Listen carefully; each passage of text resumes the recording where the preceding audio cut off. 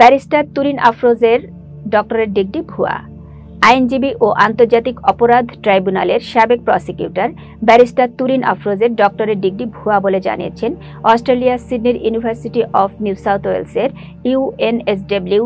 রোববার ৪ মে সকালে এ সংক্রান্ত নথি আপিল বিভাগে দাখিল করেছে রাষ্ট্রপক্ষ।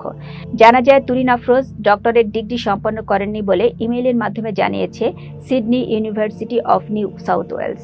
এ বিষয়ে রাষ্ট্রপক্ষ বলেছে, University of New South Wales চিঠি দিয়ে তুরিনের নথি চাওয়া হয়েছিল, কিন্তু বিশ্ববিদ্যালয়টি সরাসরি জানিয়েছে এ সংক্রান্ত কোনো নথি তাদের কাছে নেই।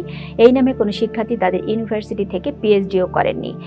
এর আগে ১৩ মার্চ আপিল বিভাগে বাড়ি সংক্রান্ত মামলার শুনানিতে অতিরিক্ত অ্যাটর্নি জেনারেল ব্যারিস্টার অনিক আর হক বলেন, ব্যারিস্টার তুরিন আফরোজ আন্তর্জাতিক অপরাধ ট্রাইব্যুনালের প্রসিকিউটর থাকা অবস্থায় ক্ষমতার সব রকম অপব্যবহার করেছেন।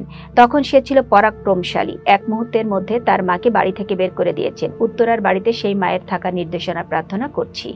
গত ২০ ফেব্রুয়ারি রাজধানীর উত্তরায় ৫তলা বাড়িতে আন্তর্জাতিক অপরাধ ট্রাইব্যুনালের আইসিটি সাবেক প্রসিকিউটর তুরিন আফরোজের মা শামসুন্নাহার বেগম এবং তুরিন আফরোজের ভাই শিশির আহমেদ শাহনওয়াজ আহমেদের বসবাস করা নিয়ে বিচারিক আদালতের স্থিতাবস্থার আদেশ বাতিল করে দেন হাইকোর্ট।